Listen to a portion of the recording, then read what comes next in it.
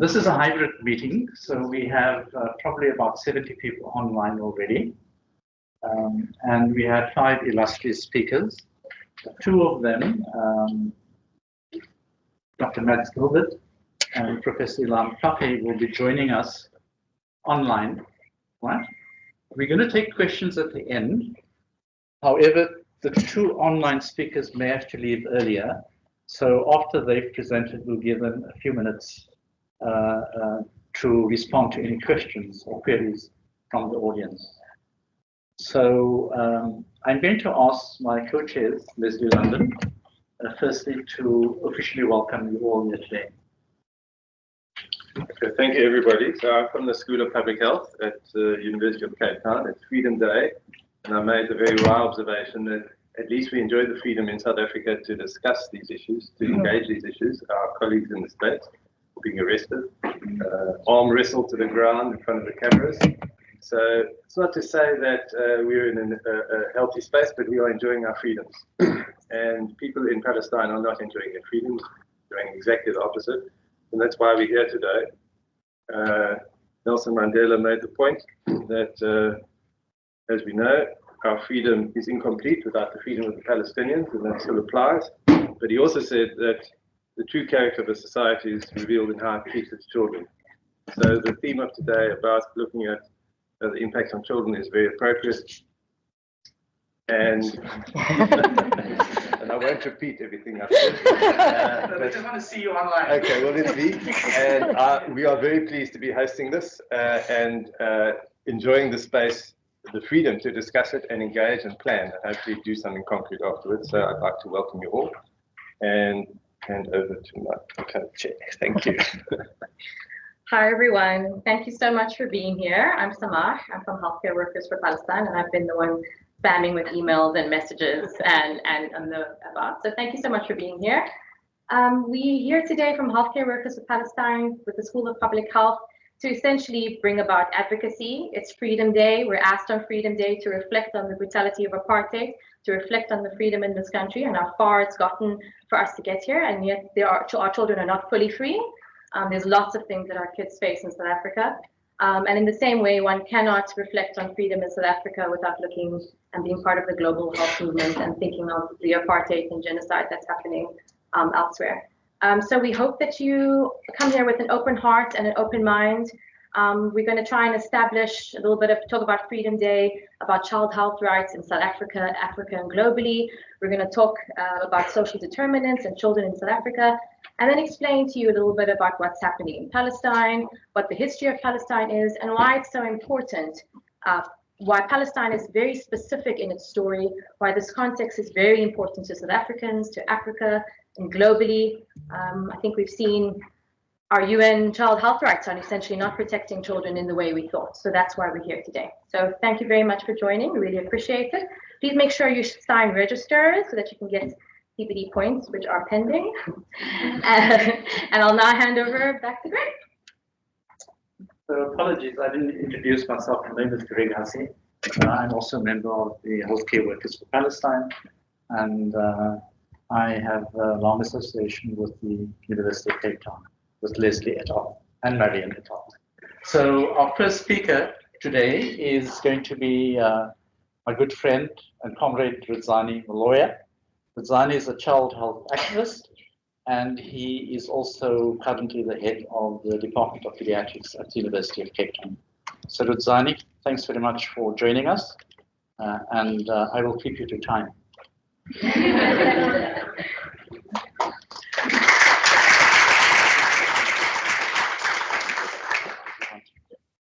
Just to let you know that if you look in their program, I was given 20 minutes and he's telling me something about 15 minutes, which is not part of the deal. So thank you very much for this invitation and for addressing such an important topic. And I really appreciate being here this afternoon.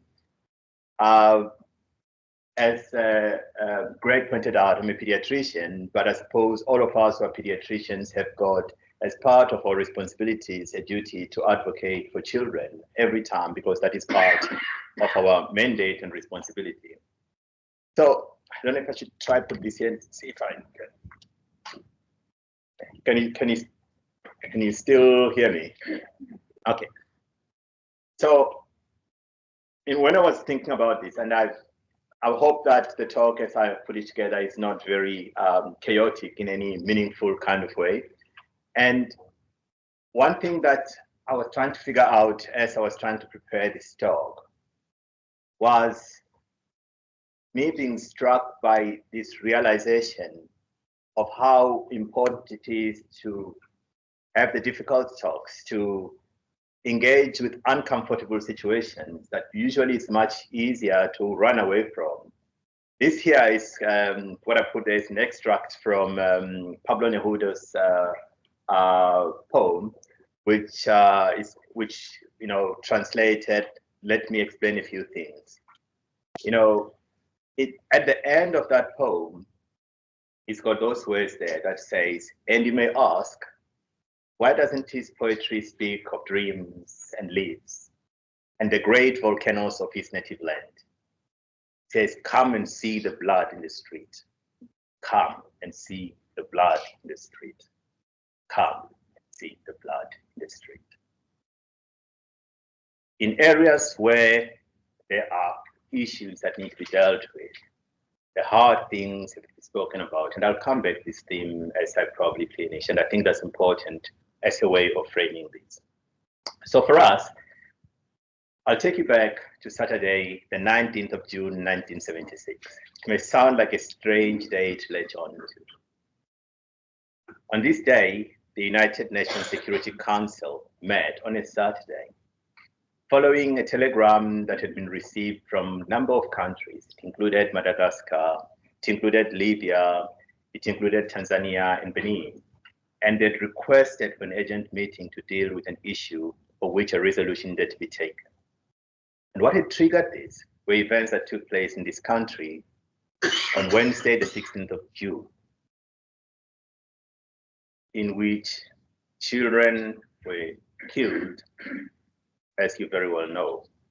And what then had happened is that 2 days later, those countries triggered this motion that needed to be taken care of in the Security Council. Interestingly, there are no votes from that meeting because it was a unanimous decision.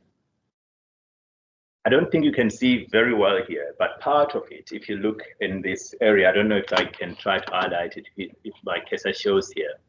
Part of the reflection of that was that the policy of apartheid is a crime against the conscience and dignity of mankind and seriously disturbs international peace and security.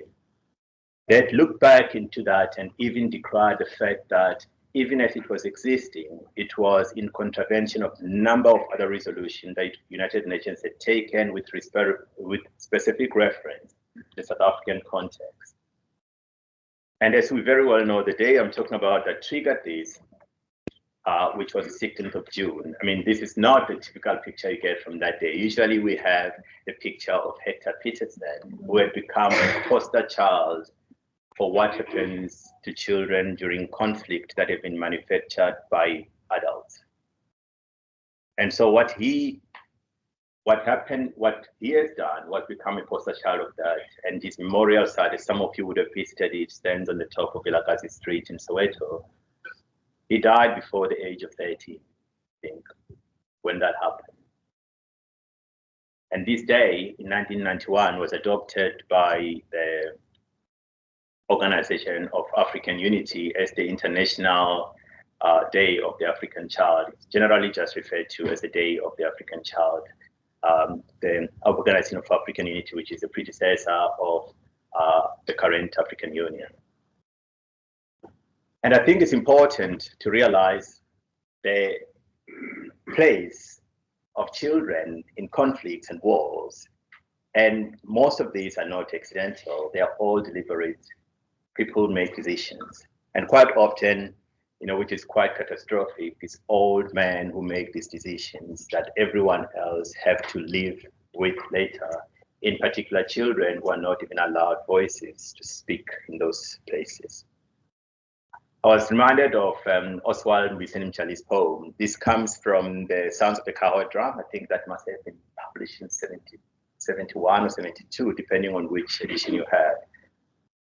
To see what has underlied the children rising up in 1976 in this country, given what conditions they live in, and the fact that they are not ignorant, because children don't choose politics. Politics is what they live, because it's an expression of where they find themselves. Slowly, he moves to and fro, then faster and faster, he swishes up and down, his blue shirt billows in the breeze like a tattered kite.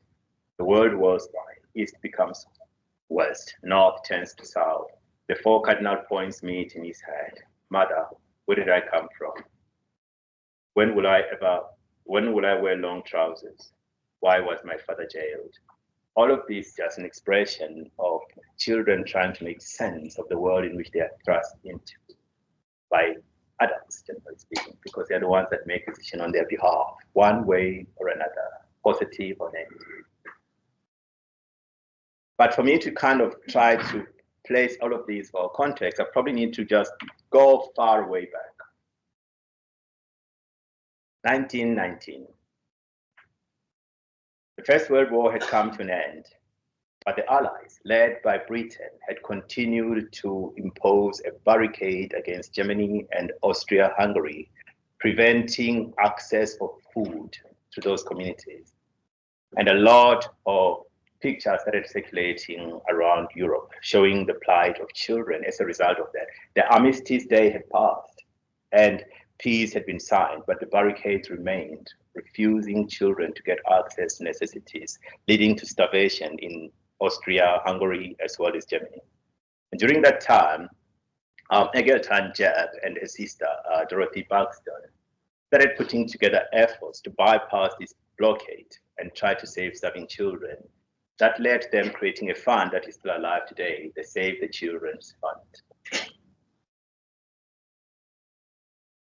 But I think the reason I'm mentioning it and why this matters for us is that if you fast forward with the fund coming to an end, I think in 1923, with some kind of relief being now opened in those spaces, to use the effort generated from that to then start pushing and fighting for a different way. And in 1924, that led to the first declaration that dealt with the rights of children, the so-called declaration, the Geneva Declaration. That was 100 years ago. I think it must have been signed off in this respect on the 26th of September 1924. But what is interesting is to realize that this whole thing does not necessarily speak of rights. There is nothing there about rights of children per se. But what it defines are the responsibilities of adults who've got responsibilities to those children. And that's not stop it from being a right. In fact, the important thing to realize is that all rights, by definition, demand a reciprocal responsibility to someone to make sure that they actually happen or that they are withheld. You can't have rights without obligations. They all have to go together. And this is what this space does. Unfortunately, if you look at that the preamble talks about, men and women of all nations. It does not bind countries into that. You can see even on top there, Eggleton's signature is standing there because you could sign in that declaration, because this was not country. Although this was being done by the League of Nations, it was still really about individuals signing into this. And I think to note, and the reason why I'm bringing this here, is that South Africa was a signatory to that, the so-called Union of South Africa. I think at that stage, in June of that year, Jan Smuts' party had been kicked out and Barry Herzog had taken over as the prime minister. And it was during that time of that transition where South Africa was involved in here. Of course, it was the Union of South Africa in which the natives had no say in whatever happened in that space. It was the union of the two colonial groups that have managed to find peace at the exclusion of the native in that space. Nonetheless, that was signed in, and that became part of that. Most countries did not really incorporate this into their own policies, but nonetheless, it remains the first international human rights document in history to specifically address children's rights. And this country was there endorsing it as part of the League of Nations. Fast forward, because I don't have time and that Greg is looking at me in a very bad way, is that in our context, even all this historical context, you probably would have heard about just before the dawn of the current era, which we call the democratic era, in the end of the 80s. I think this must have been 1987. There was a declaration of the International Conference on Children, Repression and the Law in Apartheid South Africa. This was a proceed of the International Conference on Children. You'll notice the people that I put there, if you know your history, that is Oliver Tambo, as well as Bears Nadia, because a number of people had come from South Africa to actually take part in that convention. And there are a number of things that came out, but you can see that what underlied the thinking behind us, it was clear at the conference that by their actions in recent years, the children of South Africa have thrust themselves into a situation where their plight can no longer be ignored. The suffering they endure and the courage they display are indictments of a system which, instead of cherishing them, wages war upon them. But the price they've paid and continue to pay in deprivation, in ill treatment, in racist education, and in detention and imprisonment is incalculable. That is the framing on which this is done. And then it will be really, if you get a chance, go and find the document. You can find it in South African History Archives. And it's many people who we know very well were very much involved. Pius Langa, Frank Chikane were actually the co-presidents in terms of that. There were a number of people who were involved in that space. And that's important for us because we carried this, the momentum of it, as we went into the democratic era. And that is reflected by this, that the Convention of the Rights of the Child were then adopted and incorporated into South African Constitution and as an obligation to this country to take that. And for historical purposes, it was also signed into law on the 16th of June in 1995. It was actually the first international commitment of any law that this country had ever taken in the democratic era. So that's quite important. So it becomes foundational to our commitment to broader principles to look after children. That became our commitment to that. The question here, oh, no, that's blank. I don't know if it's supposed to be blank. Is, and I'm not going to speak to this because I'm hoping that my other colleagues may speak to specifics of this. The question remains, have we managed to do that? Those who work with children will probably answer an emphatic no. Are we living to that commitment to the children in this country? And it's very doubtful that anyone can answer yes to that. There are a number of things that have changed with the fall of apartheid, but where is the child in that whole equation? And the reason why it matters, and I'm pushing this, some of you would probably realize and know that one of my first love is arts and poetry. TV Nyambaya, although also known as Freedom Nyambaya, was a ZANU Shimrenga combatant. And she wrote this afterwards coming back. It's in an anthology of poetry called In the Road Again. And she reflects on the importance of not seeing the so-called dawn of freedom as the end, but as a foundation and the start. Now that I've put my gun down for almost obvious reasons, the enemy still is here invisible. My barrel has no definite target. Now let my hands work, my mouth sing, my pencil write about the same things my bullet aimed at. And that is a call, I think, to everyone when you think and reflect on what Freedom Day means as foundational the possibility of doing more for our children, because I think that as it's clear, that's our obligation. But this goes beyond that. The whole African continent, we used to say that Africa will never be free until we in the South are free. But loss of freedom and loss of realization of real freedom has occurred. Sudan was the first country to be liberated from colonial rule in the continent. I think that must have been 1956, just before Ghana, I think. But if you see the state in which it is, it's got one if not the largest internal displacement right now, with about 9 million internal displaced and millions into neighboring Chad and other countries. And this document, for example, came because children are actually starving. And what is worse, and this is something that we need to think about, and I'll reflect on it maybe briefly when I'm about to finish, is that there is very little acknowledgement generally of the African child. They die in obscurity. We don't even count their numbers. And I can tell you that when it comes to, oh no, something was supposed to be in the front, but it doesn't. That humanitarian crisis is in the DRC that has known decades of war with famine. No one counts. No one knows their numbers. They just die because they're African children. They don't really matter. They don't make it in life. And it's with many other abuses of power in those areas in which children pay the price. Most of you will not know, for example, that in March, there were more than 300 abducted children in Nigeria. We all know about the Chibok girls. People don't tell you that it has never really stopped. There have been more and more. That was a belief that was fascinating to the world. It has just continued on the side. And this is quite important because we need to worry about this. And I'll tell you this, and this is a difficult part of the difficult conversations. I think the writer, Tricia Ngobani, who wrote the book Buried Beneath the Baobab Tree, she worries even about the focus that was put on the Chibok girls. She says it happened at the expense of other narratives that are now no longer being engaged with.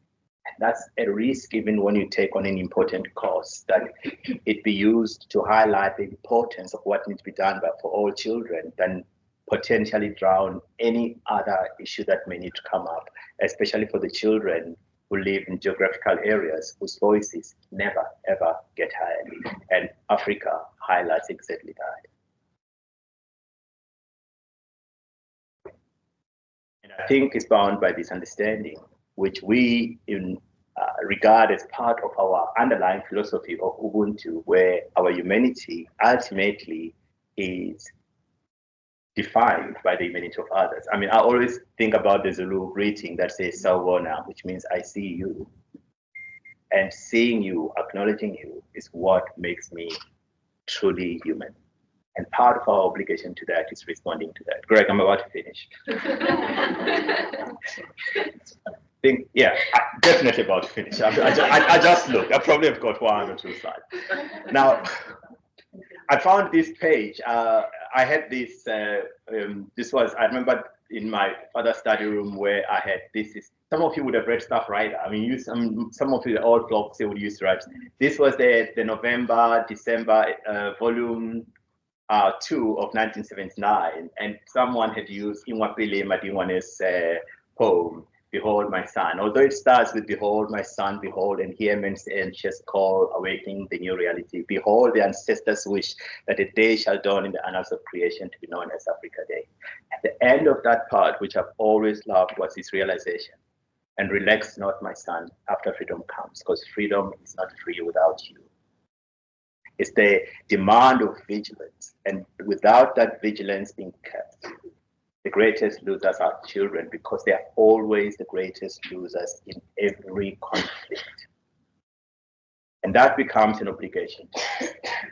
But as I conclude, I just want to raise an issue. And this has been an issue of difficulty. I don't even know if I should mention it because it always seems to make my life difficult. It's how do we deal with this in spaces? I mean, I remember I used to attend poetry festival, and I remember being a student attending one in which Niyoshundare, the Yoruba poet, was talking about how his cry has been a cry for open spaces. Spaces in which we are not afraid to speak. And it's safe to speak for everyone, whatever issues that there are. The spaces have been very difficult. This is, I just borrowing this from Bertolt Brecht.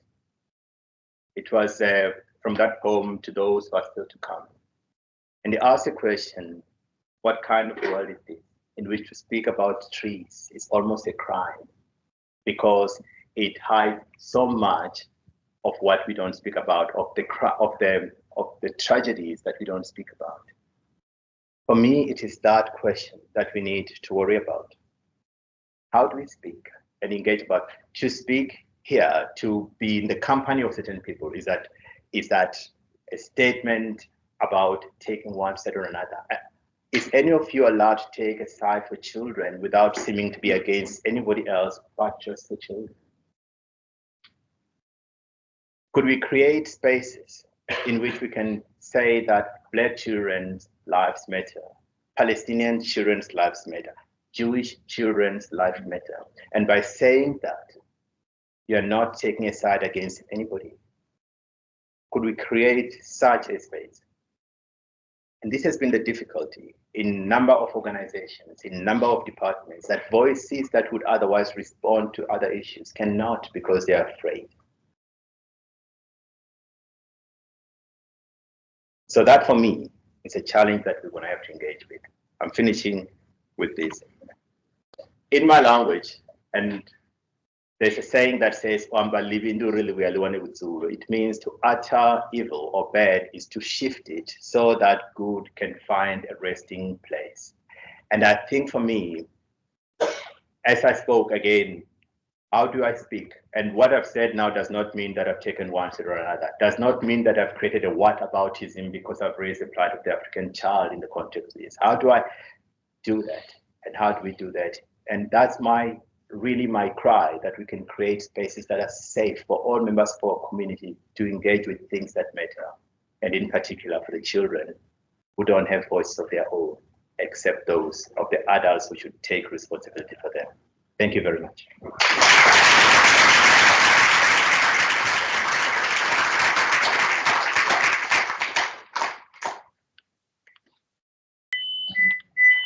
Can you see me now? Yay!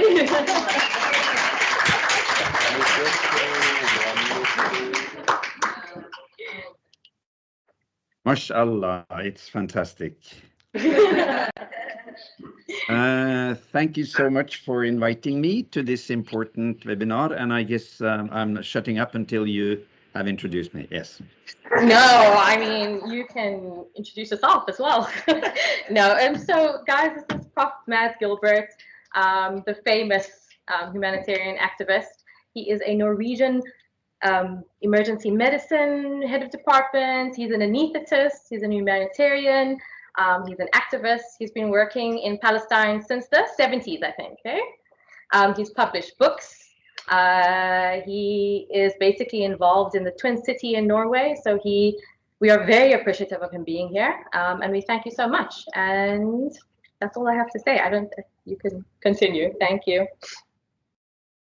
Thank you ever so much, and salam alaikum, good morning, good afternoon, whatever, everyone. I'm talking to you from the west coast of Norway, my home country, in a small village, where we're having a big solidarity gig today in 2 hours in this community house here. So the solidarity with Palestine is worldwide. And I think we have reached a point where we are seeing a great qualitative change in not only the struggle against apartheid and the settler colonial Zionist occupation of Palestine, but we are seeing a new surge of international solidarity, almost similar or close to similar to what we saw during your brave struggle, armed struggle against apartheid in South Africa.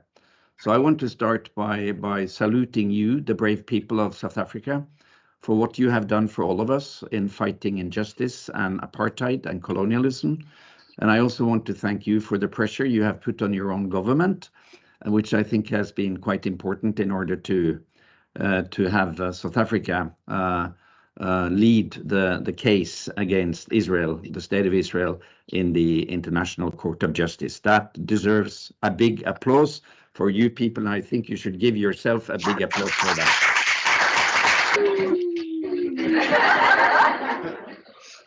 You know, the enemy think he's smart and he's cutting everything he can cut, but he's not that smart.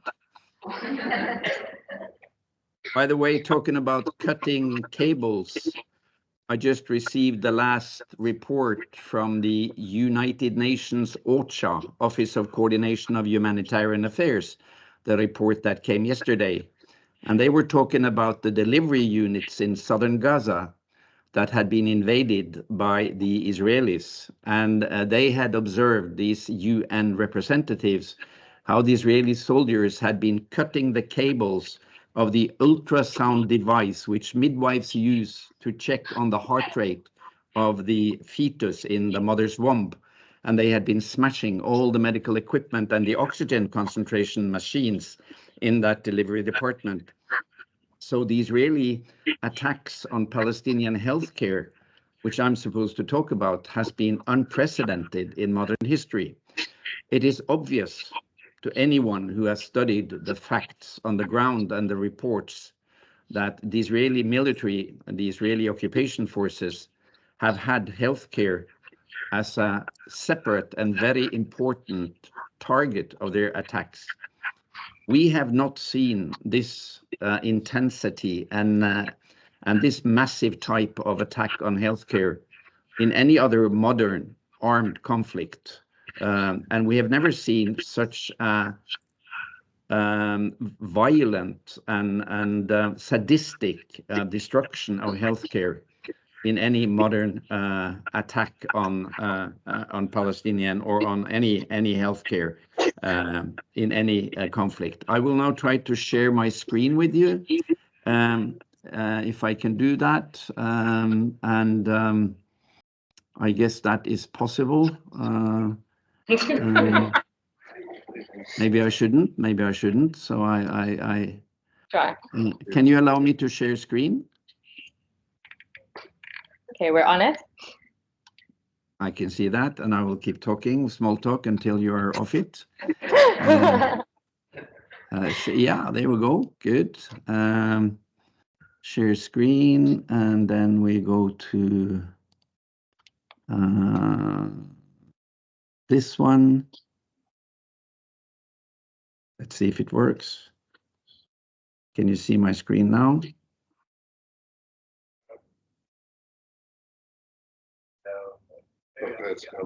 There we go. Okay, so can you see the Arab text? Yes, we can. Yes, it's actually very selfish because it's my favorite T-shirt, and I bought in Al-Quds in Jerusalem last year, and it says Kuluna Gaza. And to contrast this Kuluna Gaza, I'm showing you one of the almost 300 mosques that Israeli attack forces have been destroying in Gaza. So they have been destroying systematically mosques, churches, houses, schools, universities, anything resemblance of Palestinian civil society and Palestinian infrastructure. So when we say Kuluna Gaza, which the sign says, we mean that this is actually a cause for every one of us. This is a cause which is actually an attack on our humanity, on our human base in this world. So this is not only about Palestine, this is about what kind of world we want. Are we going to have a world where might defines right? Or are we going to have a world where certain rules of international cooperation and rules of war are going to apply even to the strongest part, like Israel and the United States? That's what this struggle is also about. And if you look at this latest report from the UN from yesterday, you can see that the Israeli attack forces have actually bombed 239 mosques and 3 churches, 126 ambulances, and they have destroyed 60% of the residential buildings in Gaza. So the 2.2 million people who are trying to survive in Gaza, 60% of them have lost their homes, and 1.2 million have been chased and forced to leave their homes and their habitat in the north to go to, as you know, to Rafah in the south, where they're waiting for the horrible thought of a military incursion and a military attack on the 1.2 million Palestinian cramped together in a very small place called Rafah. That will lead to another historical bloodbath if that happens. So we have no time to lose, my friends. We have to act more, even more than we have done. We have to do more solidarity work. We have to do more pressure on our governments. And we have to support our brave brothers and sisters in the United States on the 33 campuses across the US who are now being beaten up and smashed to the ground by the fascist US police in their solidarity with the Palestinian people. So I hope that the universities and the high schools in South Africa will stage massive demonstrations in support of their student fellows in the United States, because that can be a real game changer. This is not a difficult conflict. Everybody talks about, oh, it's so hard to discuss Palestine, Hamas, Israel conflict. This is not a difficult conflict. This is a difficult occupation. And it is an illegal occupation that has lasted for far too long. Somebody would say 75 years. Somebody would say 35 years. The siege of Gaza has lasted for 16 years. It is a dark history of violations of any international law that Israel has been doing and perpetrating against the Palestinian people with complete impunity. And that's why it's so important what you are now doing with the case in ICJ. I'd like to quote one of my favorite Palestinian researchers. This little video is from an operating room in what was Shifa Hospital during one of the many attacks that I've been working in Gaza. I've been working during the Israeli attacks in 2006, 2009, 2012, and 14. And Rita Giacoman is a professor of public health at Birzeit University. She's the wife of Mustafa Barghouti, by the way. And she says in this important paper that if we shall hope for any improvement in health and quality of life for the Palestinians, it will only exist once people recognize that the structural and political conditions that they endure in the occupied Palestinian territory are the key determinants of population health. It's the occupation, stupid. It's not about more field hospitals. It's not about more bandages. It is about handling the root cause, which is the occupation of Palestine. And this was the front page quote in one of the issues of the famous British scientific medical journal, The Lancet, in 2009. And I think Rita is here pointing to one of the main problems in the discourse about the children's condition in occupied Palestine. It is that too often the international NGOs, well willingly, like Save the Children and UNICEF and whoever they are talking about the symptoms of the occupation. That's important enough to alleviate the suffering of the children.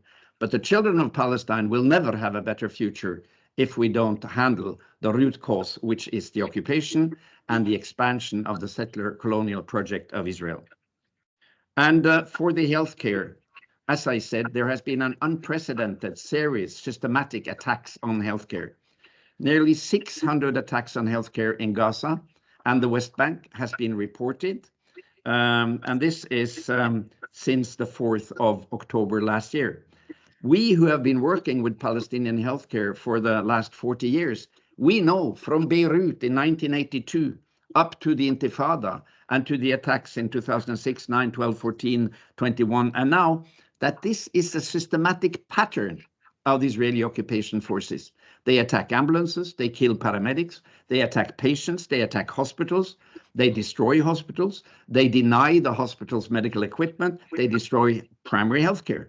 All of this in order to weaken and to demolish the Palestinian infrastructure of life, and also to discourage Palestinians to resist.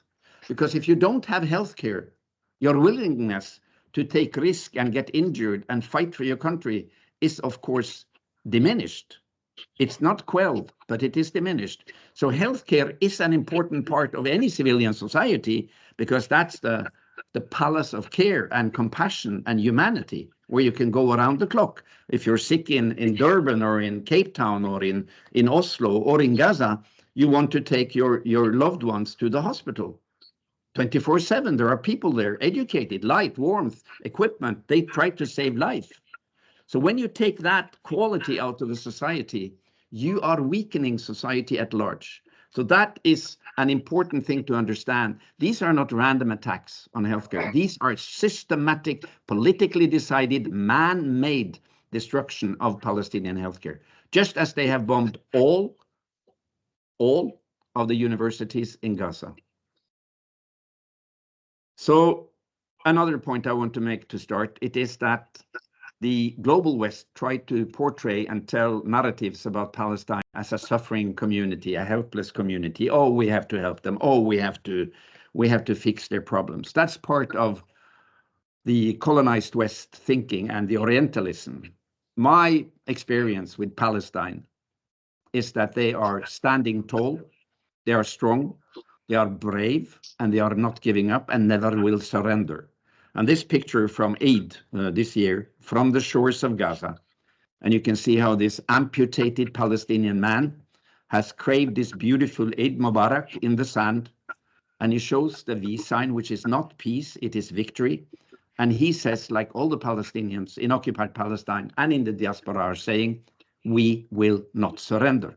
We will rather eat grass, we will rather die than to give up our land and our people. And that is important to have in mind. I'm not preaching to you because I know you have the same attitude, but I'm talking to my white brothers and sisters in the global north. Don't you dare underestimate the Palestinian people, and don't you dare portray them as beggars and helpless people, because they are among the strongest people on earth. There is an unimaginable bravery displayed in Gaza's healthcare institutions, not only in the hospitals, in the primary health clinics, in the delivery clinics, in the ambulance services, all the volunteers, the medical students, the nursing students, the pharmacy students who have been stepping up to staff up a healthcare that has been so viciously bombed, attacked, and deprived of water, food, electricity, and medical supplies. This is from an early picture, November 8th, last year in Shifa Hospital, when there was a Shifa Hospital. Shifa Hospital has been my home in Gaza through the more than 20 years I've been working there as a medical doctor. I'm an anesthesiologist. I do, emergency care and resuscitation and all that war surgery. And I've been working with these brothers and sisters of mine in Shifa and in Mustashfa al-Quds and El Akhli Arab. I know it in and out. And I've never seen more bravery and more human decency than I've seen in the healthcare of Gaza. Not only the staff, but the volunteers, as I mentioned, and the families, the relatives, and the patients. This is a people who are glued together and galvanized in their resistance against the occupation. And when we are organizing our solidarity, we should remember what Samora Machel said, the first fighter, that brave fighter who was the first president of Mozambique. He said, solidarity is not an act of charity. It's an act of unity between allies fighting on different grounds towards the same goals: equality, liberty, freedom, humanity, and a good life for everyone. So the struggle that our brothers and sisters in Gaza and in the West Bank are fighting now, they fight that on behalf of us, because they actually resist with their lives, risking their families, risking their limbs, risking everything, to say no to a world of apartheid, of racism and occupation. If Israel and the United States and the other complicit Western states are getting away with this massive attack on human rights and on the laws of war, the Geneva Convention, the Hague Convention, and all the rules supposed to govern international relations, then we are all heading for a very dark time, a new neo-colonial time where power will define right. That's why we have to understand that our solidarity with the Palestinian people is not charity. They are fighting our struggle, and we are desperately in need for their win. Let me show you just a few sources. I'm a scientist, I'm also a professor, and I'm very preoccupied with evidence and evidence-based decisions. I have coined a new term. I call it evidence-based solidarity. It means that we have to be knowledgeable. We have to know. Yeah, thank you. We have to know our numbers, and there are many sources. This, I don't know if you know this, this comes 3 times a week. This is the OCHA flash updates. You can subscribe to it. It comes into your inbox on your email And it is the most comprehensive, exact numeric update 3 times a week, together with the updates from the Minister of Health in Palestine, in Gaza. You have an easy access to a full picture of what's going on. So this one is actually from yesterday, and you see it's the 158th update. Now, raise your hand, those of you who have read 158. No, that's too much. Raise your hand, those of you who have read 10 of these updates. You know, you need to do your homework. You need to you need to study the sources to be knowledgeable. Because shouting free Palestine, that's fine. We all do that. But we need to be more educated than the enemy. And we need to write more inserts in the papers. We need to hold more knowledgeable appeals, and we need to write in the scientific papers, and then we need to know the numbers. So this is the flash update, and you see it comes with a sum up on one A4 page. It's this one, and you can't read it, so I'll take out some details. This one A4 page comes 3 times a week. It's anything you need to know about the situation. So just the genocide. This very painful picture from Jabalia, December last year, one of the many mass funerals. And now, of course, we're following with horror the digging up of these mass graves that the Israeli army has made, with the patients and staff having been executed. There is a time for judgment for these people who perpetrated that. But this is from the graph I just showed you. And this you can see, it's the exact number of killed and wounded. And the counting here is important. The killed are those who are brought to the emergency room in any hospital. It's not including those who are buried under the rubble.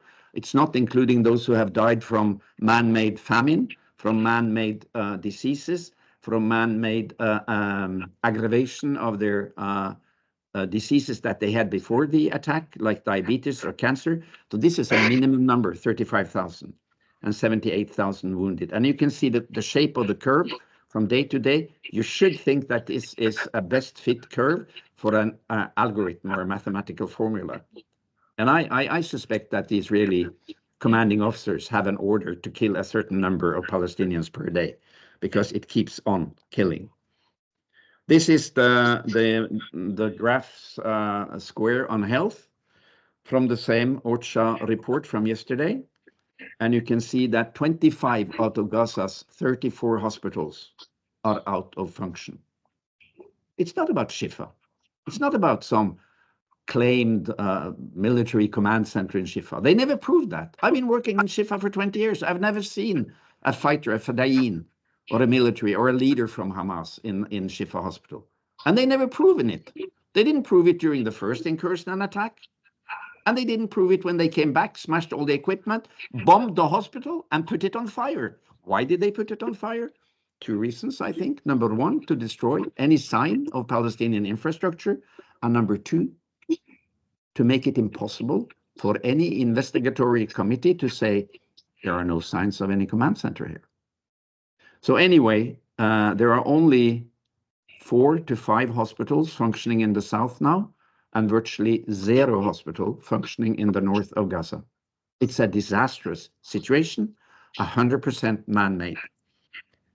And any one of you who are medical people and care for children, you know that primary health care may be more important for public health for children than hospital health care, because that's where you get your vaccination, that's where you can follow up with the mothers and fathers and advocate and teach them, you know, whatever, hygiene or feeding habits. And you can see that 80% of the primary healthcare facilities are out of function, 62 out of 77. Now, please note that all the ministers of foreign affairs in this world, your ministry, my ministry, all the European Minister of Foreign Affairs, and the foreign departments, and the prime minister and the presidents, they know these facts. They've known it day by day for 190 days, 200 days now. And they have been sitting idle, not doing anything. I'm not talking about your government, my government. They've been only lip servicing and saying, oh, we don't think you should do that. Not imposing sanctions, not calling in the Israeli ambassador and say, you have to stop this shit, or even not doing as you did, just send them home. We should have done that. because the only language that the occupiers, Israel, is understanding, it is sanctions, it is political consequences that is hitting the land's economy and the weapon supply. So I think that Norway should be much stronger in imposing sanctions, blockade, divestment. We have a large investment in Israel through our massive national pension fund, and we should expel the Israeli ambassador. There's no use having that ambassador. My government says, oh, we need to keep up the dialogue. What on earth has that dialogue led to? Nothing, just more attacks. So this is one of the important sources, and this is another report from World Health Organization documenting 378 attacks on Palestinian healthcare from the 7th of October to the 12th of February this year. Where are the protests? Where are the consequences? Where are the Western, the European governments, Canada, Australia, New Zealand, and EU and UK? They're silent and they're complicit. These are the heroes, my friends. These are the heroes. This is from Mustashfa Nasser, the Nasser Hospital. These brothers and sisters, these colleagues of mine have been here under siege and attack for almost 3 weeks when this picture was taken. They still receive tens and tens and tens of severely injured and wounded patients, and they keep working on the floor. You see, the beds are full. They don't have blood. They don't have electricity. They have very sparse amount of drugs and medical equipment, but they don't give up, and they deserve our support. These are two of my friends from 2014. It was Ramadan. We were fasting. I'm not a Muslim, but of course I fasted to respect my colleagues' traditions and religion. And we were extremely exhausted. But I learned from them how to manage this complete drainage of energy. Because the important things for the Palestinians, as is for every one of us, it's family, it's faith, it is a larger purpose in life for the Palestinians, Palestine, for me, solidarity, and it is the belief in the future. And for them, make no mistake, solidarity is an incredibly important asset. Because what they tell me when I'm there, they say, you know, Dr. Mats, we can do what you do. We know the stuff, and they're very good. But when you come, we feel that we are not alone and we have not been forgotten. So solidarity today and tomorrow and the next month, my friends, incredibly important to tell the Palestinian people in Gaza and in the West Bank and in the diaspora, you are not alone. We are standing shoulder to shoulder with you because your struggle is our struggle. We don't pity you, we respect you. We don't support you because you can't manage. We support you because we love you and we want you to have victory. That's the core of the solidarity. Now, my last slide. This is my medical prescription for Gaza. I'm not talking about bandages and antibiotics and IV fluids. Number one, immediate ceasefire, lasting ceasefire now. It's the only preventive precondition that can save children's lives and children's health and sanity. Number two, open Gaza immediately. Free influx. Get all the trucks south of Rafah in, stop the airdrops, stop the building of the pier. That's only another way of trying to invade Gaza.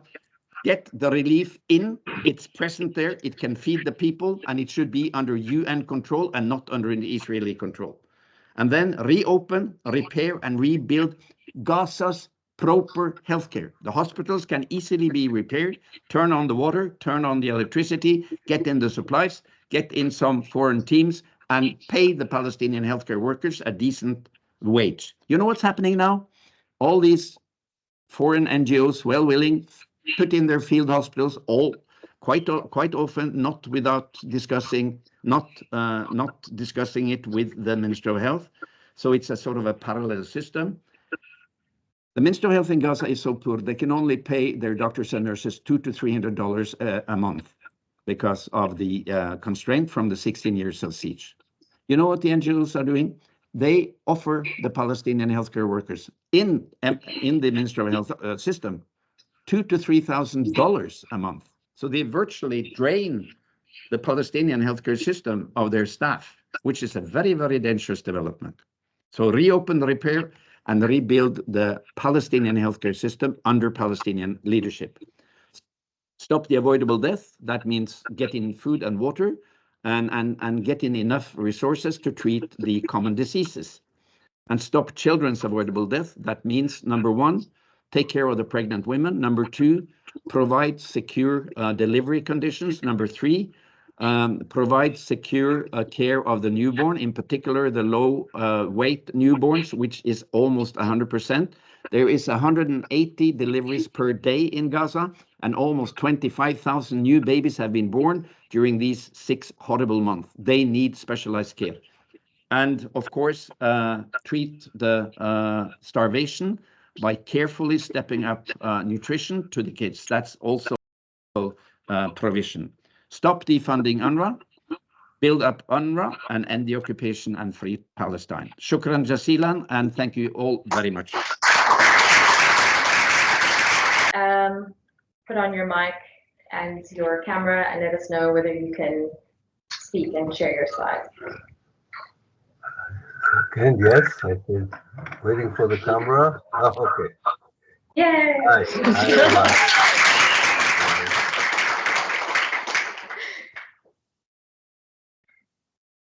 So let me introduce Prof. So Prof Pappe, essentially, I mean, I don't know what to say. He is a complete giant. He's a historian, he's a humanitarian. There's nobody like him. He essentially is Israeli. He was a senior lecturer in Haifa University in the 80s. He was in Cornwall campus and he's now in the UK. He's written multiple books, multiple discussions. He says yes every time to all these things. His whole life has essentially been dedicated to the freedom of Palestine, and there's actually just nobody like him. So I'm going to hand over to you. Welcome, Prof. Thank you, Samah, for your kind introduction. And thank you all for being there. Again, I'm sorry I cannot be in person with you, but it's for the little I was able to listen to. It's such a crucial event that you are holding, and knowing so many people and friends in Gaza personally, I'm sure that this would mean a lot to people who are daily subjected to genocidal policies as we speak. So thank you also for your efforts and commitment. I would like to provide, if I may, in the short time given to me, a bit of a more general framework for the way, also historical and general framework, for the whole issue of how children in Gaza are being treated, and more generally, how Palestinian children are treated, perceived, and engaged with by first the Zionist movement until 1948 in Israel. I would also like to pay in this connection to express my admiration for the work of Nadira Shalhoub Kafkoyan, who did quite impressive, who did a lot of impressive work on this topic. And I'm sure many of you know that she has been harassed by the Israeli police and her own university, the Hebrew University in Jerusalem.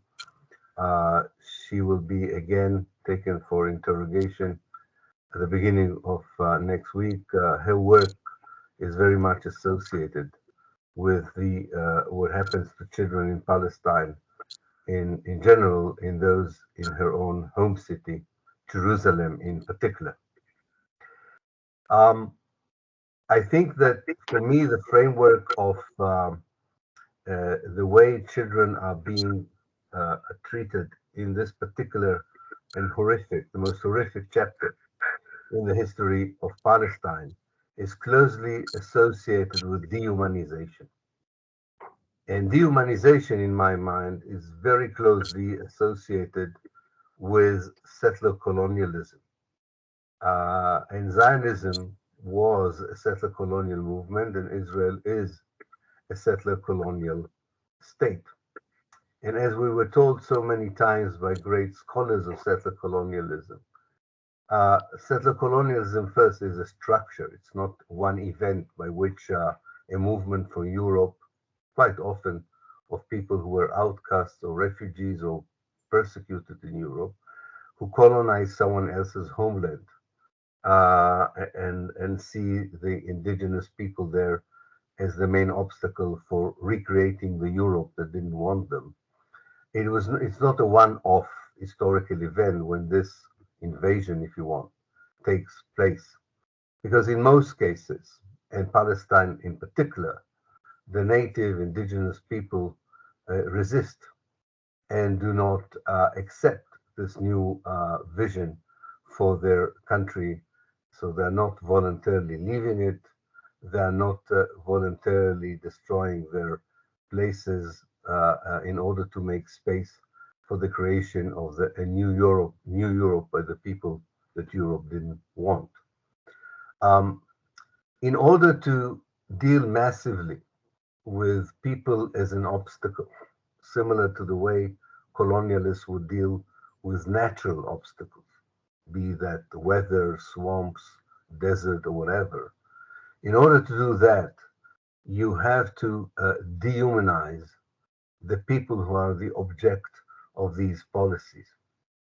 And the late Patrick Wolf, a great scholar of settler colonialism, who unfortunately is not with us, has defined very well the logic behind this kind of treatment that dehumanizes en masse the people who live on the land that is coveted by the settlers.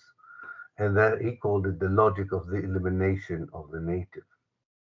An elimination of the native, especially for people who were themselves refugees. And most of the Jews who came to Palestine and devised the policies of elimination and dehumanization that included also the particular way they looked at children. In order to go through this transformation that as psychologists will call from being the victim to becoming the victimizer, or being the abused to becoming the abuser, in order to be in such a position where you have the power to implement policies of elimination, you dehumanize the particular population that you deem to be an obstacle for the success of the project that you have begun of rebuilding, as I call it, the Europe, a new Europe instead of the Europe that didn't want you. Now, this kind of logic, as Patrick Wolf puts it, can be examined in more detail and in a more applicable way to the way children, Palestinian children, appear in the discourse of Zionist thinkers, in the painting of Zionist painters, but I will focus in particular in the way the children appear in the documentation of the military power behind the Zionist movement, whether we are talking about the paramilitary groups that were serving the Jewish community during the mandatory period, namely 1918 to 1948, that is to say pre-state Palestine, pre-state Israel, and those who were, and also when it became, instead of paramilitary groups, the Israeli Defense Force, the IDF, which is now the main culprit perpetrating the genocidal policies in Gaza, which include the killing and wounding of so many children. I would begin by a document that still haunts me to this very day, which I found as part of my research for my book, The Ethnic Cleansing of Palestine, which I published in 2006, a book that tries to analyze the Israeli actions in 1948, which the Palestinians call the Nakba, as a systematic and intentional ethnic cleansing of the people who lived in Palestine, the Palestinians. And one of the documents I found was a document that instructed the units that were about to occupy Palestinian villages and neighborhoods how to deal with that occupation, how to run it on almost an hourly basis. And there are hundreds of such orders. But one of them was produced by the intelligence section of the Israeli army. And it has a clear definition, probably because it was asked again and again by the soldiers on the ground, who is a child?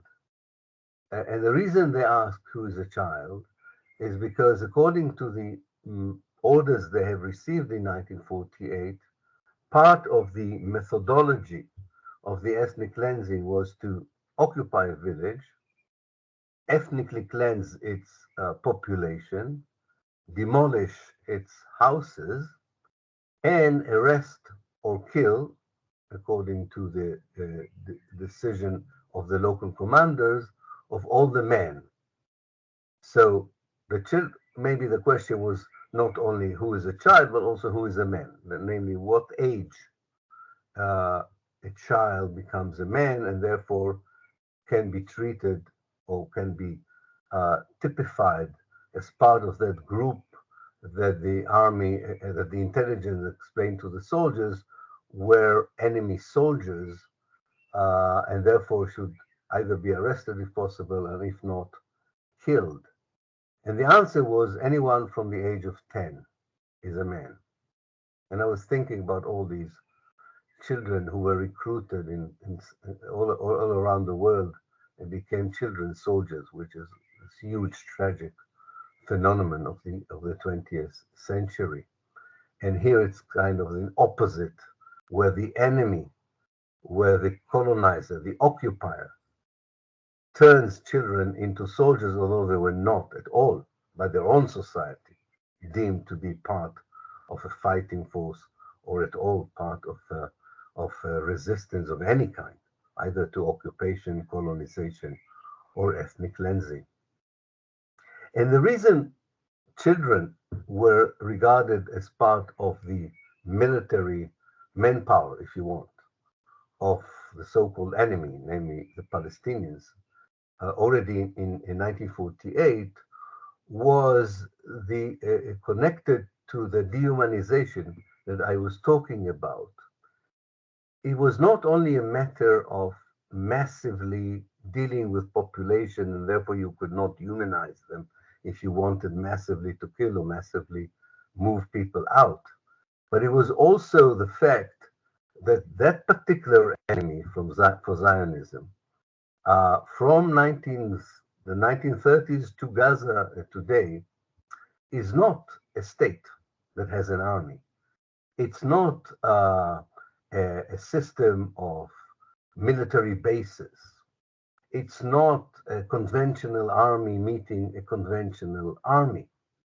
From the very beginning, this is a civilian population that tries to defend itself from the logic of the elimination of the native, or more concretely, from the attempt of the Zionist movement to take as much of their homeland as possible and living in it as few of them as possible.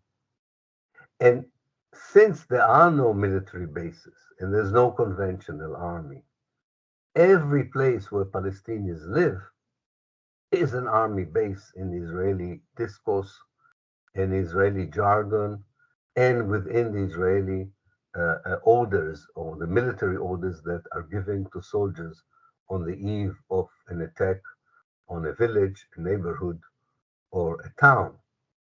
So every Palestinian village in Palestine in 1948 was a military base, and anyone who dwelled in those villages was a military person. In fact, it was not only children from the age of 10 and above that were treated as soldiers, even the younger members of the community were not spared because there was this image of the village as a whole as being a hostile bastion or base of the enemy.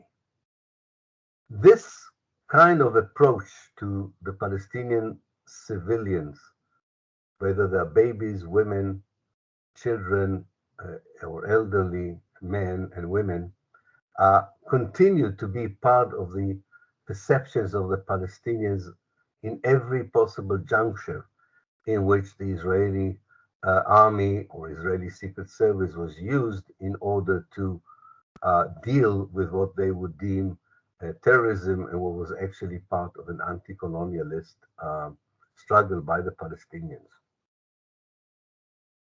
This particular system with affecting the fate of children became even more, I hate to use this word, but I can say it was upgraded in a way and became even more of official military doctrine during the Israeli war on the second Israeli war on Lebanon in 2006.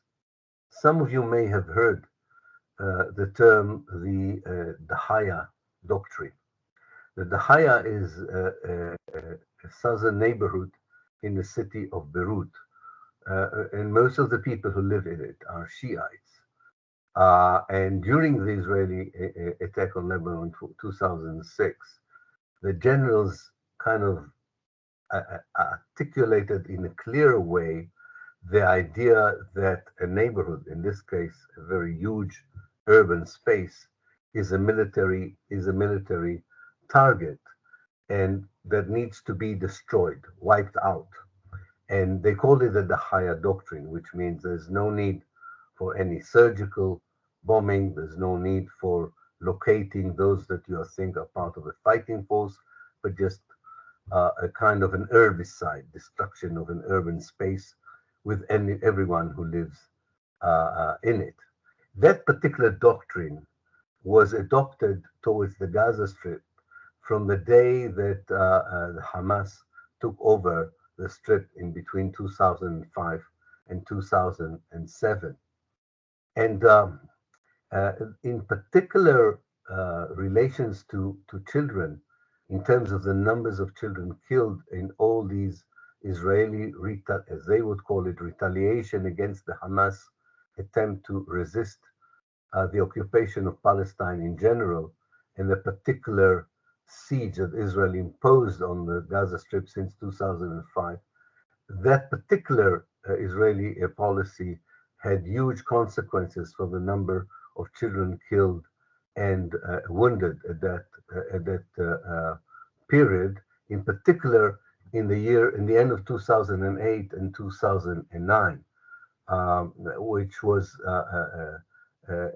part of an Israeli operation called Kastled, that was kind of a surprise Israeli attack, hoping to find the Hamas unprepared, and as the Israeli general at the time put it, we wanted to brand in the skins of the Palestinians the impression that Israel is invincible, and therefore they would never again try to resist either the occupation or the siege, or would, as he said, also understand that they have to choose the leaders that we want them to choose and not those that they elected.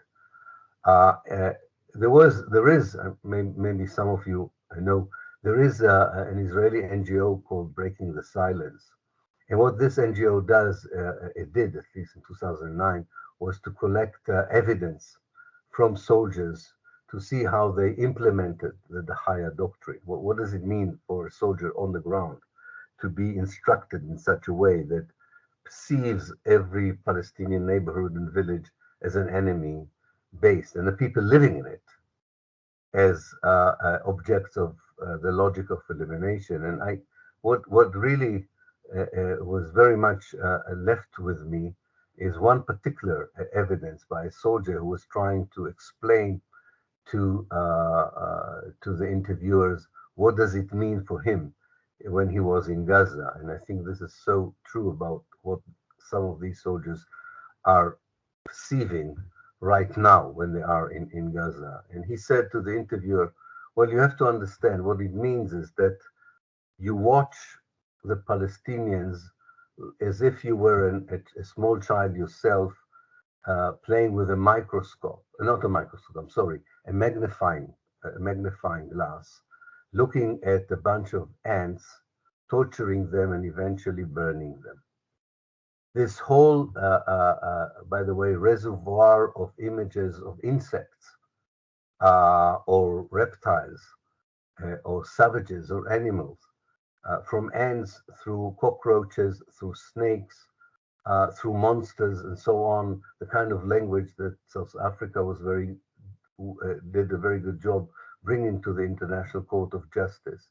If you understand that this applies in the minds of a policymaker or a soldier to a population as a whole, you can understand where the children fit in this idea of that you are dealing with a venom, you're dealing with a pesticide operation, and you can understand, and I don't want to go too graphically into where do the young ones of that kind of dehumanized category, where are they located in the perception and the objective of either the soldier on the ground or the policymaker from above.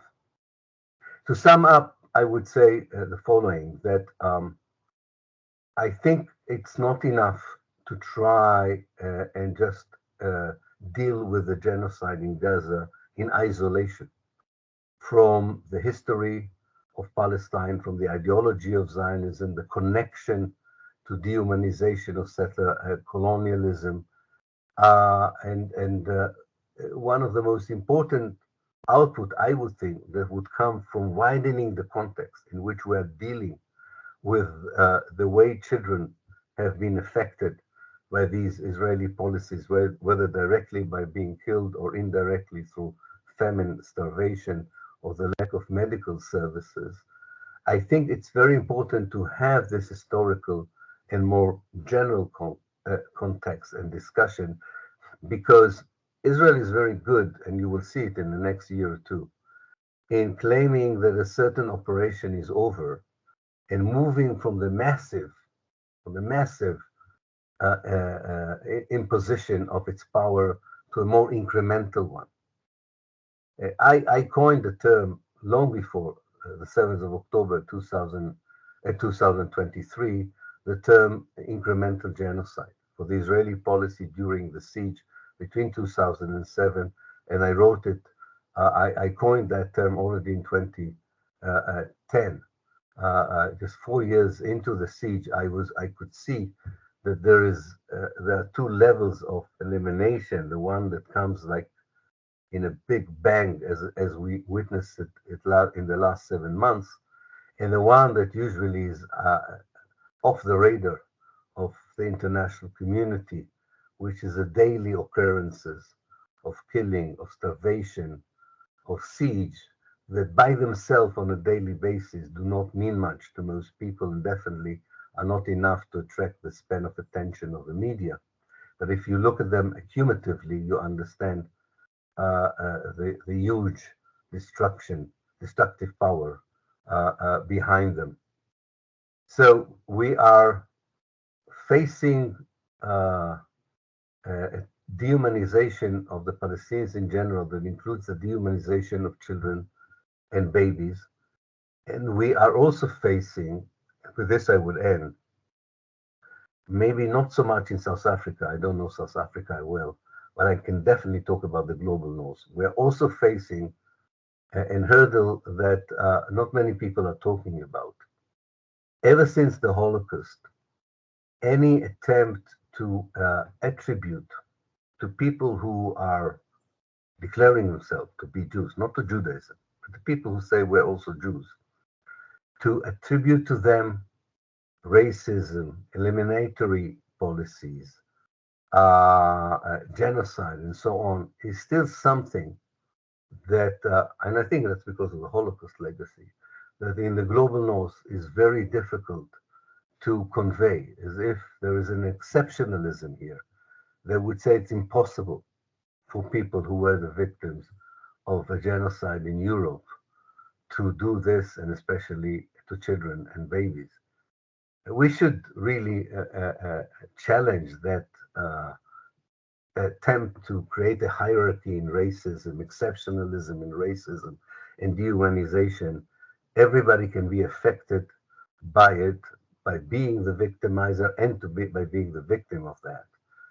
And therefore, we have here a case where Palestinian children and babies are the object of dehumanization and elimination by people who declare themselves to be the leaders and the citizens of the Jewish state. Thank you.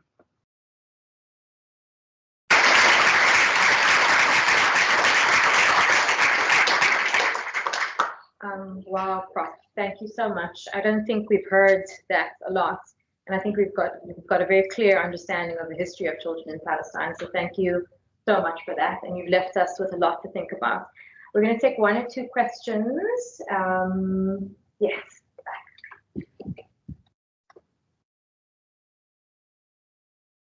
Thank you. I'll ask the question I wanted to ask earlier. Okay, there's a section that the indicated number of deaths that we can look into it and think that maybe the idea of the value principles have specific instructions in a certain number each day.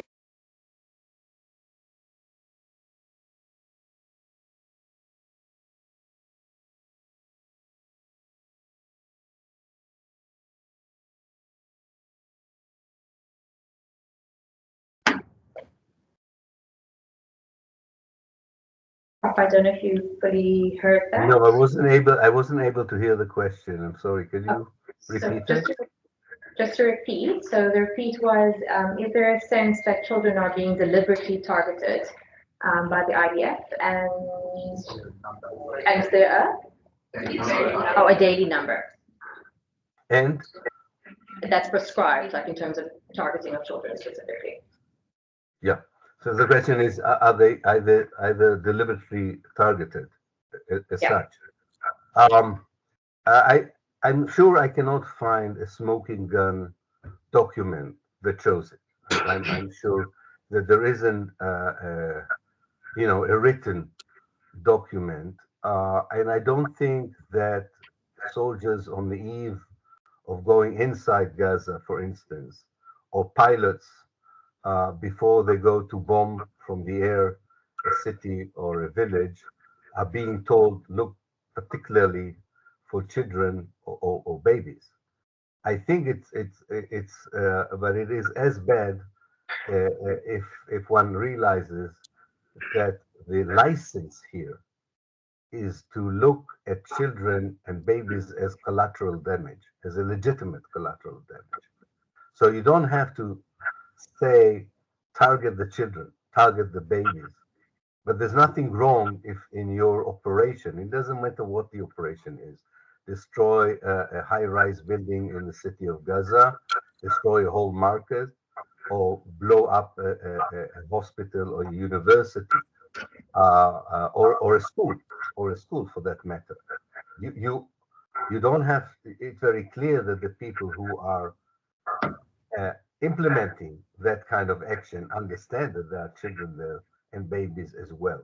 So I think that is what is so important. I would add to this, but this is not particularly true about Gaza, that among the Messianic Jews, the settlers in the West Bank, that are now harassing the local Palestinian population with little international attention to the pogroms that they are perpetrating there and the killing, with the army turning a blind eye to their actions, that in their ideological writings and the preaching of their rabbis and teachers, definitely children and babies are the ones who have to be culled or eliminated because they will grow up to be bigger monsters, so to speak. So there is an ideological stream that has it. But as far as the military operations are concerned, for me, the dehumanization is the lack of any care or any wish to care for what an herbicide, destruction of urban space, or a hospital, or a village as a whole has no moral implications or inhibitions for those who uh, perpetrate the action and those who order it and are behind the policy as a whole. Thank you so much. Anybody have any other question? I think we'll take one other question. Prof, I had a quick question on academic freedom Yes. and what would be your advice in the current, global, essentially, assault on academic freedom. From your experience, what advice would you have for us in academic circles, especially when trying to give lectures and symposiums and constantly being sort of faced with a anti-Semitic narrative? What is your advice to us? I have two points of ideas, or two ideas here that you may want to consider in this respect. First of all, contrary to those who warned us that the whole BDS movement in general and the academic boycott part of it would make no difference and will only make the people who are opposing the Israeli policies inside Israel far more isolated and so on. Contrary to all these predictions, the academic boycott is very effective. So that's one aspect of academic freedom, because you will be told that you are violating academic freedom by participating in academic boycott. And I don't think so. I think one should look at this as a tough conversation with an academic community that is complicit, either directly or indirectly, with the policies that include now the genocide of Gaza. So I wouldn't have any moral hesitations about that.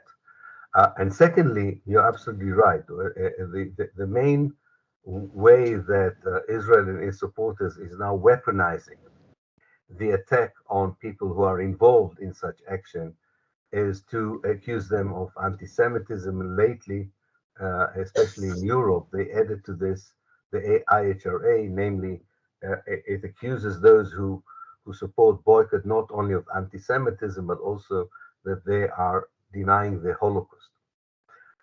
So this is a huge offensive against actually freedom of speech, especially in the global north. I think with the whole issue of anti-Semitism, that or the equation of anti-Zionism with anti-Semitism, or the equation of solidarity with the Palestinians and anti-Semitism, I always insist on one thing when I'm being accused of that, or I'm talking with people who've been alleged to be such haters. Always insist of having enough time to explain why anti-Semitism, why anti-Zionism, I'm sorry, is not anti-Semitism. You cannot do it in a soundbite. You really cannot do it in a soundbite. And if people ask you to do it in a soundbite, you will fail. You won't be able to get out of it. You have to insist that people should give you the space and time to explain why Judaism is religion, why Zionism is an ideology, and why people who oppose a racist ideology do not oppose a faith, do not oppose a religion, and they would oppose ideological racism whether they are upheld by secular agnostic people, very religious people, people of any kind of religion. It's the racism that is the heart of the issue, and not someone's faith or identity in that respect. Now, you cannot easily do it in the soundbite. There needs to be an historical analysis, how most of the Jews opposed Zionism, that still today many of them oppose Zionism. And to end this whole thing, just to say, always remind people that many, many Zionists who are Christians and not Jews, and there are many, many Jews, more than ever before, who are not Zionists. And I think that hopefully in one day would put an end to the success of those who weaponize these tools to intimidate and suppress the legitimate criticism on Israel and solidarity with the Palestinians. Perfect. Thank you so much. Thank you so much. Do you have a question? Yeah, just briefly. Yeah.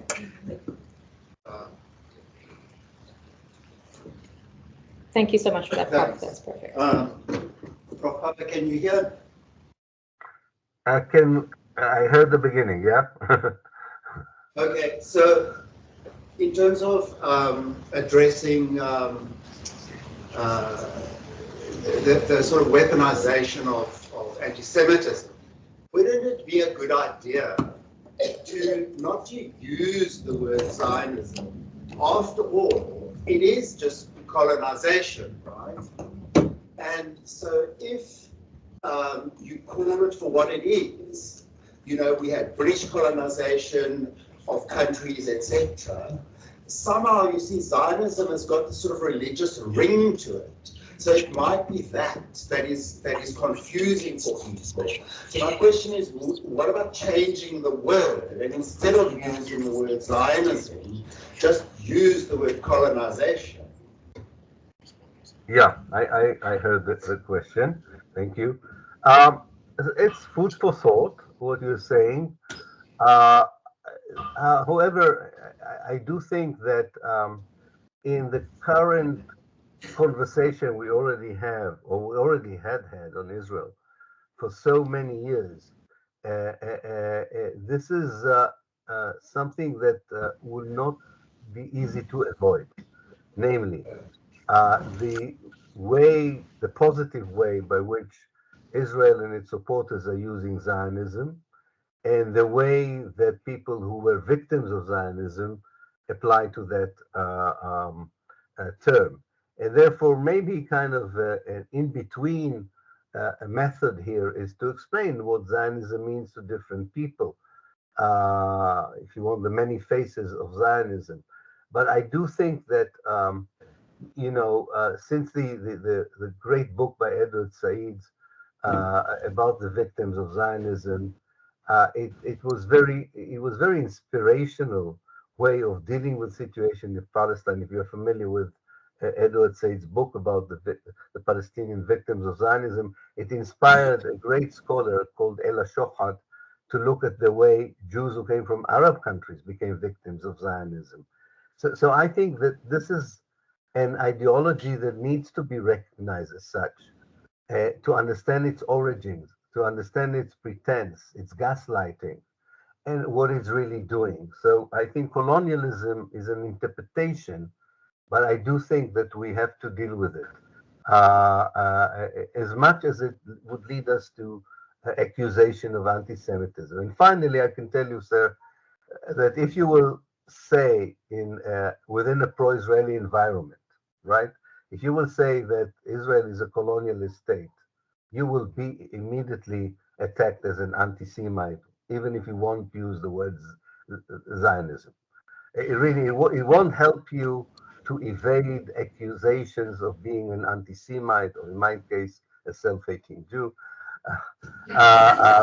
because you are not allowed to equate Zionism either with or Israel, either with apartheid or with colonialism, and nowadays with genocide. So we have to be ready that unless we are singing the Israeli Jewish anthem in totally obedience, we will be regarded as the enemies of Israel and of Judaism by the Zionists and their supporters. So let's take that on the chin, be ready for that.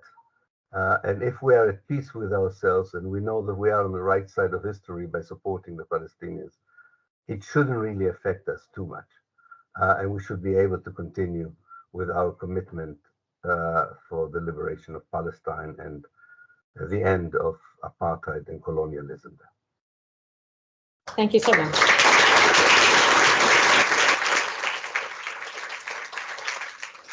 Thank you so much for taking the time. There might be some questions online. If you've got some time, you're welcome to respond. But thank you so much. We really appreciate it. Thank you. Thank you. Thank you. We're going to move on to the next speaker. Thank you very much. So So thanks very much. And just to echo Prof. Pappe's comment about it's not a soundbite, our university spent 3 senates, and I think it's about 9 hours passing a resolution to defend academic freedom, to push back against the IHRA definition of anti-Semitism and affirm that criticism of Zionism is not anti-Semitism, as well as a resolution to say we will not collaborate with Israeli Defense Force researchers.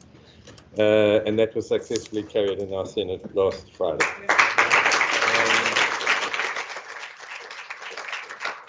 So our last speaker is going to be Mark Tomlinson, who's from the University of Stellenbosch, also a child rights advocate, a psychologist by training and public health researcher, who wrote a fantastic article which basically echoed what Mads Gilbert said earlier about we should be worried. We should be worried because what's happening to children in Israel, or to people in Israel, or to the rule of law is going to mean we are going to face a world, where basically the powerful decide what happens. So, over to you, Mark, and thank you for coming. And who's going to ask, in the final session, we're way over time already, and you're all glued to your seats, but can you start thinking about things to do? So, it's nice to ask questions for interest, but when we close off, we want to hear about things you think we can do, actually. Okay, thank you. Over to you, Mark. Thanks, Leslie. So firstly, I know I'm the only person here between you now and lunchtime. So there's some of my slides I will probably just zip through because many of the things I wanted to say have actually already been said. And unlike Leslie, his university, we're still in the midst of trying to get our university to do anything about making a statement. And we have an extraordinary Senate meeting on Tuesday, and so that's ongoing.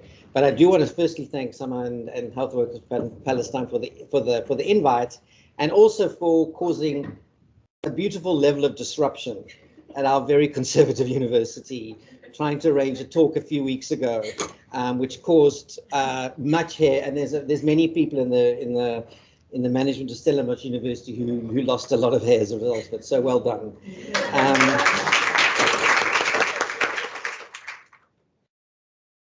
So now, after having had people talk about not using the picture and Mary using the picture, I'm going to use the picture. So when I think of Freedom Day in South Africa, 2 things come to mind. It's young people, because for me, so much of the change was as a result of the sacrifices, the fight, the work of young people, of youth, of children, which obviously is epitomized in lots of ways, but certainly by 76 in Soweto and by Hector Peterson, and of course about Mandela. I was one of the white people who did have the vote prior to 94, whatever that meant. And so it was a really important moment, but I think it was less of an important moment, obviously, for me than for many people who had been denied that.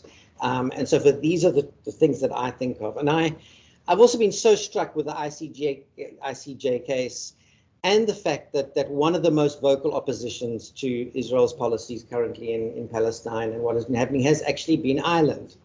And it's not an accident. So 2 countries in which children have been vilified, who have had massive levels of conflict, of seemingly intractable conflicts, actually managed to get out of that and it's imminent in both countries. And I think it's no accident. And I want to talk about the ways in which part of my talk today is about how we construct childhood, how people think about childhood. So in the American Constitution, there's a line that says to this day, children are owned by their parents. This is important. This is really important. How we think about children, who they belong to, who they're owned by, and do they have the right to be heard and to speak? And I'm going to talk about language as well, and that's also important here, because as academic freedom gets shut down in places, it directly speaks to who's allowed to speak, when, and how. And that middle book is an interesting book written largely in the American case, where a psychoanalyst made the case that the United States actually suffers from childism, in the sense of actually prejudice against children, where 12-year-olds used to be able to, until very recently, actually be tried as an adult and be sentenced to death. And so she argued for the use of this word. And while we brought that case, and as other speakers have spoken, in this country, we're a really long way from realizing the rights of children and for children to be treated with dignity. And this is something that I have written about, thought about, and really to this day still struggle about, because I think stories for me are always really crucial. And this is a picture of Michael Kamapi, or a rendition of him, who at the age of 5 went to the toilet at school, a pit latrine, and fell in and drowned. And that was in 2014. And for me, I'm not naive to the problems that the new government came into. But if after 20 years you can't have created a toilet for 5-year-old children, it's not okay. And this is in 2014. You can't. It's not okay. And so just also, this is a previous mayor of Bogota, and I've taken away part of the quote. And he had this quote about children being what he called a kind of indicator species. What he was saying was that he tried to create Bogota in Colombia. He said, if you make a city that is good for children, you make a city that's good for everybody. I took it out because I also think, and as Leslie alluded to, I think we're in a very, very, very dangerous time right now, because children in Gaza and children elsewhere, which I'll touch on, are an indicator species of real dangers in the world, in the way in which some people's lives, as Mandela said, are more important than others. And I think we have to be very, very careful of this. I don't need to spend too much time on this. We know that the statistics, this recent report from UNICEF about a child, or a Gaza child, being killed or injured every 10 minutes since in the last 6 months. And of course, as everyone is aware, that's not counting the numbers that are still buried under rubble. You would have seen this outside, I think, on the walls if you were looking. It's on the website with a group called Visualizing Palestine. And I'm a life course researcher. I study child and adolescent development across the life course. And I'm interested in how events, traumas, poverty, all the determinants that some asked me to talk about, but I'm not really going to talk about.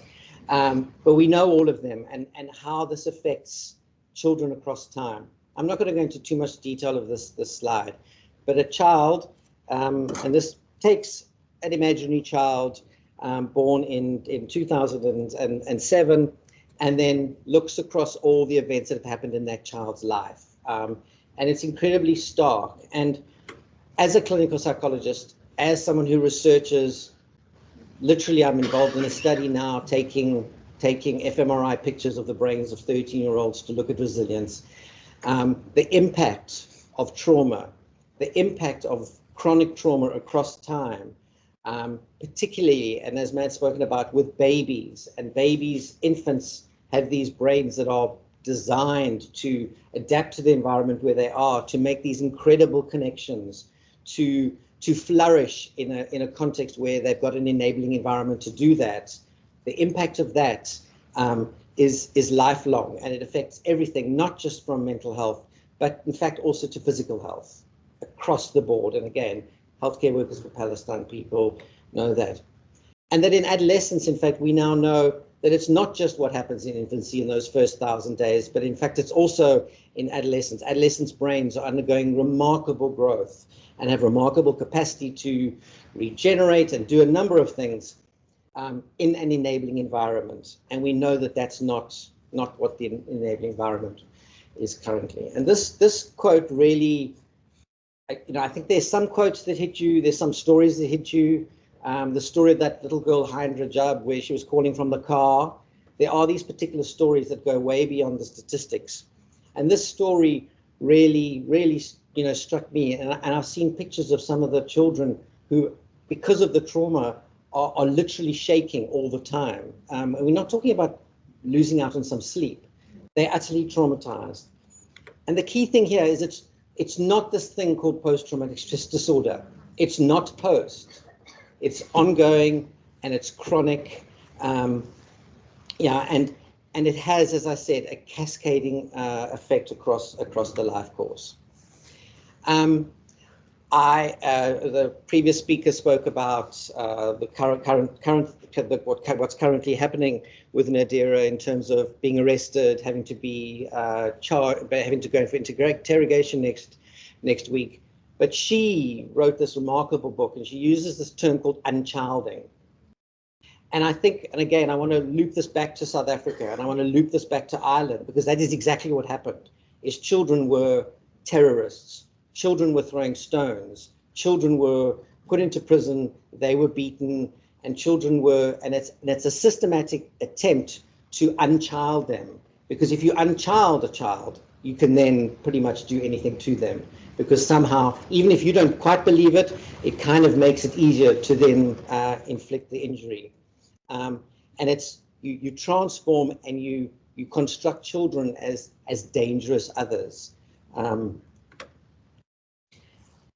And again, this is also, and I think this is about how broad this is. Not, of course, it's not only about Gaza, but it's about imprisonment and the numbers of children that are currently in Israeli prisons without trial, without charge, that are being beaten, that are being tortured, and then when they are lucky enough to get released, are released under conditions that allow absolutely arbitrary rearrest.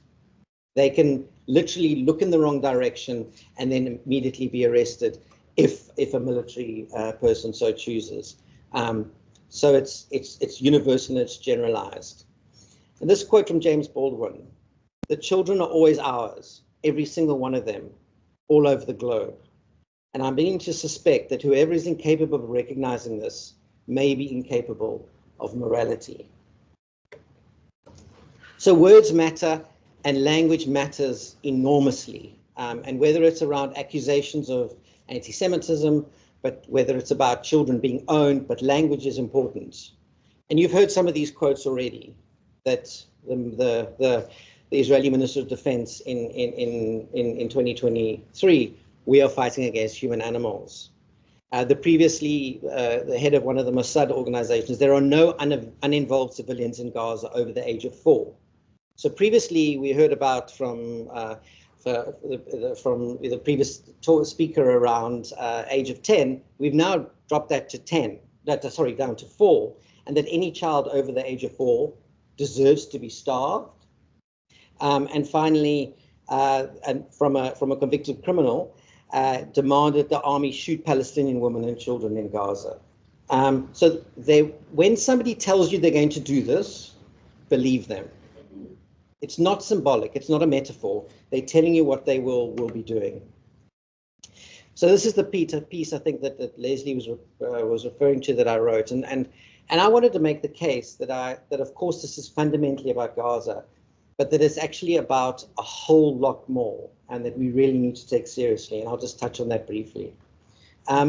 Naomi Klein uses this term sacrifice zones, and it actually originated in the United States in the 1970s before the Environmental Protection Agency started getting some teeth. And what was happening was that corporations were dumping their waste in areas that were largely populated by poor African Americans.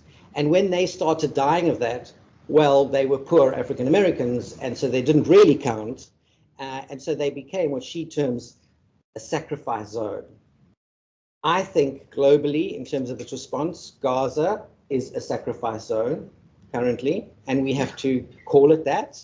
And it's not, of course, just Gaza. It's, as someone said earlier, it's Sudan, it's Yemen, it's what's happening in Haiti right now. It's the Tigray region in Ethiopia, it's in Afghanistan. And globally, with all the conflict that's happening, the move to the far right, to many far right governments, coupled with climate breakdown, we are going to see more and more conflicts. And my prediction and my worry and my concern is that we will see more and more sacrifice zones, more places in which the deaths of poor children, of poor people, people of color, people who have the wrong religion will be sacrificed. And I think we need to be very, very, very careful about this. Hannah Arendt spoke about superfluous people. If you if you are superfluous to our current global market, to being able to either produce or to consume, I think you are largely seen as superfluous. And that's always just been, it's been there. This is not a new thing, it's always been there.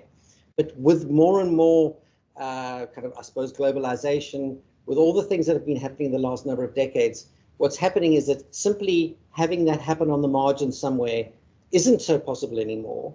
And so it's the sort of the violence and the ethnic cleansing, the genocide is increasing. And again, we have to be cautious.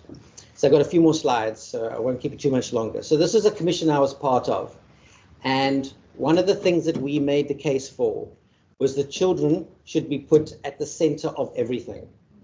And I mean, what we were arguing that commission was at the center of everything. So every law, every decision gets made in every country about everything. You think about children first. So when you build a road, you don't just think, I need that road to get the oil tanker from there to there. You think, is it going through a community where children might get run over by that oil tanker? If it is, when you have to build that road somewhere else, that children should be at the center of that. And I've been increasingly arguing that we're in a position where something radically has to happen globally because of climate breakdown, because of everything we've seen. And we saw in COVID what happened with young people is that I don't know of a single country, and I would love people to tell me, any country, any committee with any real power that in fact asked children whether they thought it was a good idea to close their schools. Now, I suspect most of them would have said yes. Yeah, we don't want our gogos to be getting COVID, so we'll contribute. But no one asked. No one asked children. So children are routinely thrown under the train because they're either seen as belonging to somebody else, being a terrorist, being a difficult adolescent, you know, an adolescent with a hoodie, by definition, that must mean X, Y, and Z. And so we've got these mental models. And so we have to find a way, and one of the things that I've been advocating for, and we'll definitely not get into this now, is that I do think that children from the age of 12, and we could think about going earlier, but in the first instance, all children from the age of 12 should get the vote. And there's no argument that you can make to me that I don't have a wonderful answer to. We should be, because actually then what would happen, politicians would have to think, oh, actually I've got to learn to talk to them. Oh, I've got to have citizen dialogues to talk to young people. I've got to engage them. And they know a whole lot, but we're not doing that. Having done that and being the last slide of the whole thing, I wanted to end on something, is that despite what's happening, and despite the horror, despite the fact that I also sometimes wake up in the mornings and think all I want to do is cry, globally, because of Gaza, because of many other places in the world, that in fact also something is shifting, as Mad said. There does feel like there's a bit of a sea change. Some things are shifting. People are, whether it's those American students who are right now just actually saying enough is enough. I think more governments than ever that are actually saying this is not okay. I think we do it, and there's a potential that there is a little bit, as Naomi Klein will also say, there's a little bit of a rupture. There's a little bit of a crack in things. And now's the time to, as Mad said, to act, to shout, to write, to do whatever you can, because what Seamus Heaney, and again, the Irish poet, said is that maybe we're at the moment where hope and history may just begin to start to rhyme. Thank you.